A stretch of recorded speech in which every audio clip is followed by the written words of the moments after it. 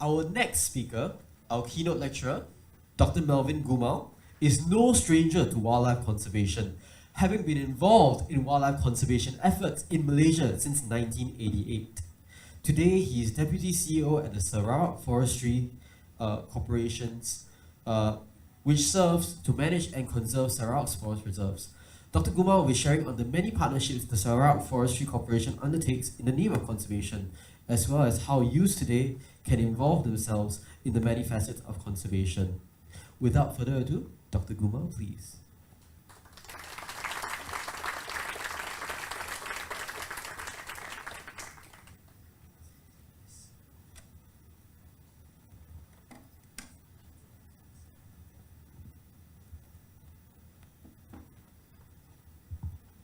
Good morning, everybody. Hey, come on. Now, you have heard the spiel. They've sung to the choir. You already know what you're supposed to be doing, right? How does it affect each and every one of you? Stand up. Come on. Hey. Stand up. Now, listen to me, okay? I've done this in a room of 250 people, 500 people, pre-COVID. I want you to do this now. Ready? Breathe out. 5, 4, 3, 2, 1. Stop breathing. 1, 2, 3, 4, 5, 6, 7, 8, 9, 10. And he's turning purple. Breathe, breathe. Sit down. Now, it matters not if it's His Royal Highness. It matters not if it's the ambassador. It matters not if it's Mr. Kenneth. Each and every one of you needed to breathe. Nothing, no money, no your mom's care is going to give you the air, except for these things. Your wildlife are the ones that pollinate the flowers, disperse the seeds, burrow into the soil that you have air. You are intrinsically linked to the environment, to the wildlife that you are supposed to care about. If we don't start thinking of wildlife in that manner, we always think that it's somebody else's problem. I'm over 50 years old. I would gladly tell you that it's your problem. No, it's not. It's my problem. It's your problem. It's your future generation's problem. Some of you are parents, some of you are moms, some of you are dads. During the haze, the first thing you did when it came through, it mattered not whether it was in Indonesia, Malaysia, Singapore, the parents would open the door to look if the child was breathing. Yes? You did.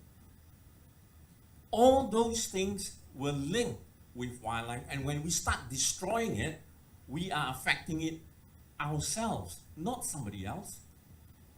We need to internalize this. And the reason why I gave it a talk along this manner right now is we seem so detached. Please do this. Please do that. We need to do this ourselves. Okay? Now I'm going to jump because I've got 10 minutes and my kid is turning purple now because he says I have 6 minutes left. I have also done this, given this to my kid, QR code.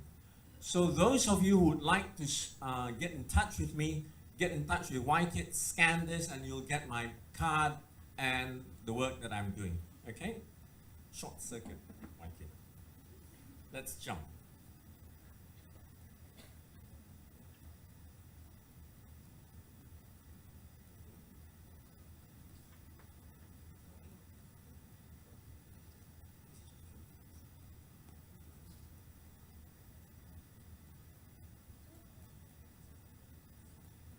okay, I work for Sarawak Forestry Corporation. What I'm going to do is I'm going to dispense with this. I'm going to lodge a set of slides here. I'll guide it to you quick and get to what you want to hear. Okay? Yeah. You're not here to listen to me preach.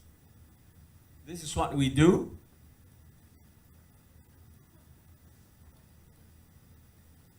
Speed reading, okay? This is what we have. Green, plants. Brown, animals. Blue, fish. Color coded, ma. You know what to do. This is what we have in Sarawak. Like what we have all across Southeast Asia. A lot of things. What our uniqueness that we have. Now, this is where it cooks you. This is Sarawak. We have 37% of the land mass for Malaysia. Our seascapes are 47.8% of the whole of Malaysia. We do this much like every Parks and Wildlife Service around the world. This is our totally protected area system. This up there is Luconia, and the total land sea and land protected areas that we have is 2.1 million hectares.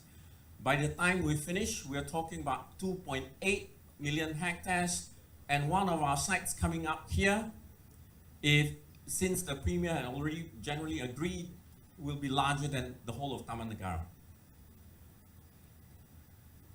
This is me. And some of the work that, okay, some of the work that we do, and White Kid already said 5 minutes, we catch people. We find people. 17 million Sing dollars in one case. 7 million. 9 million in one case to serve as a deterrent.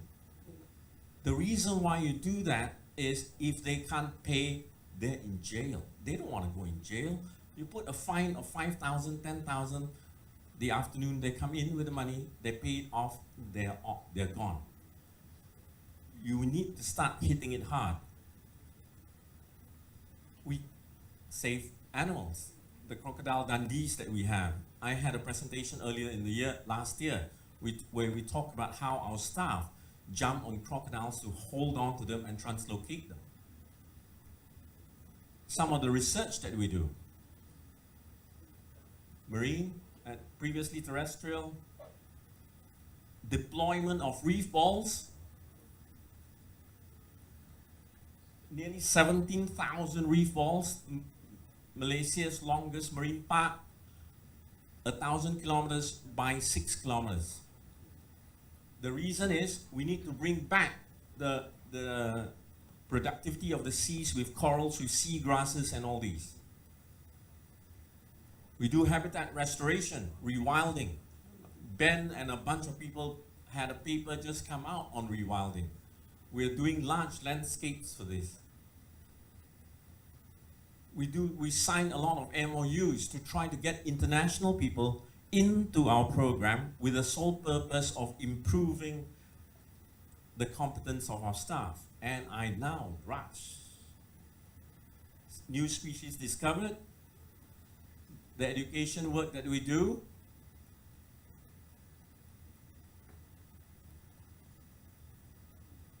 How do you engage with this? The takeaway message. Number one, if you think you're an art person, a painter and all that, you don't get involved in conservation, that's not true. Look, this was youth artwork with UK. Our kids in the villages started doing it across the region, across the globe, and the artwork was displayed in the UK as part of the global push.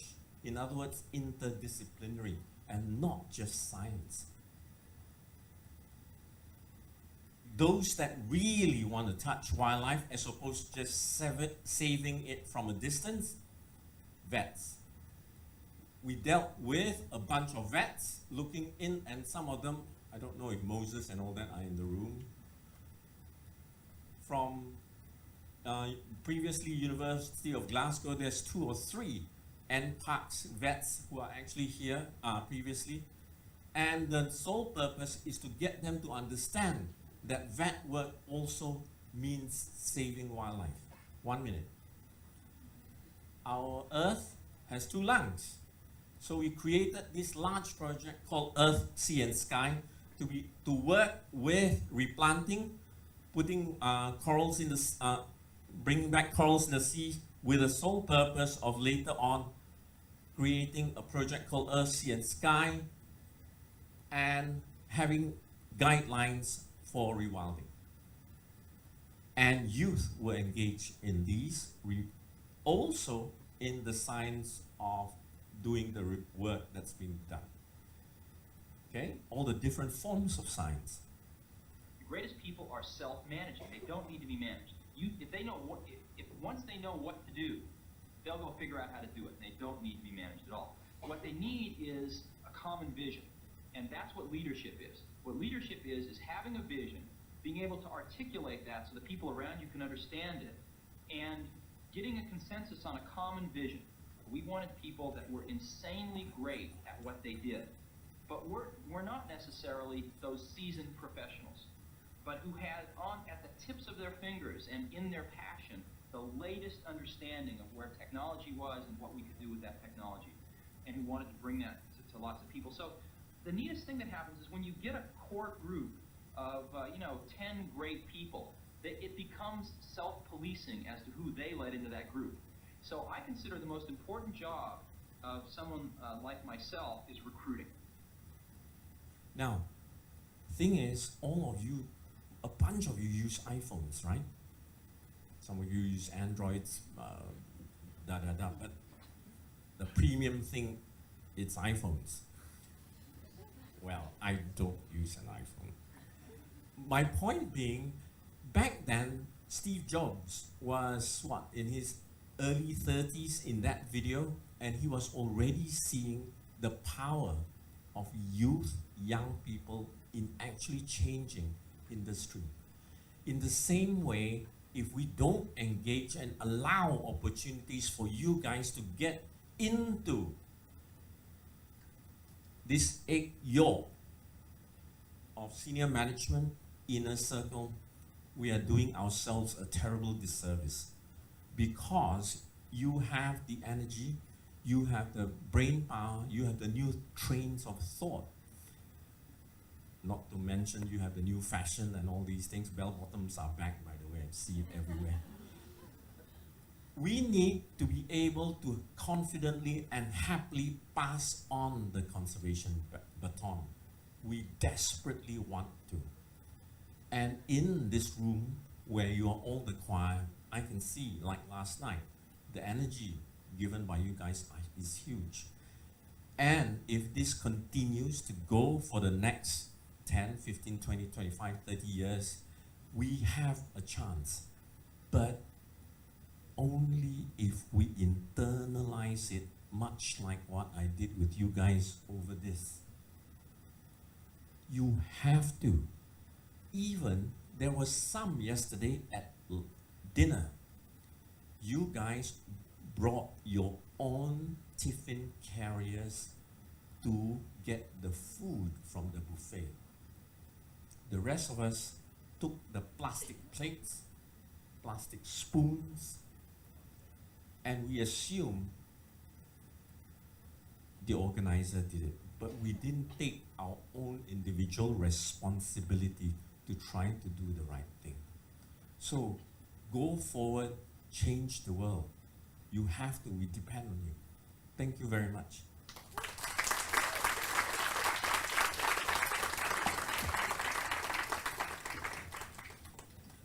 All right, I'd like to invite Saloni up on stage again to present a token of appreciation to Dr. Gumal.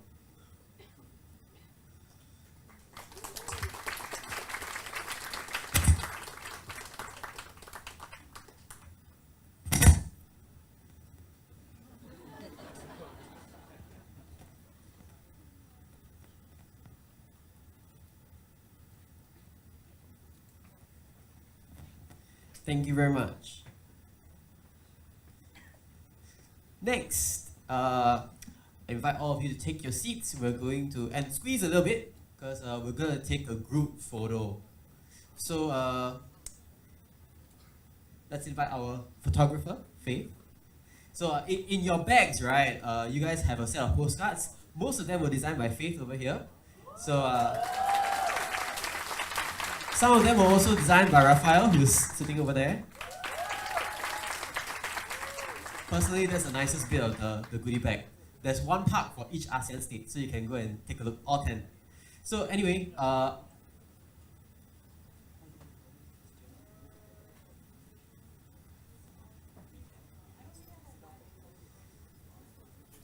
okay, let's have a bit of a physical activity. May I invite everyone to stand up and squeeze a little bit.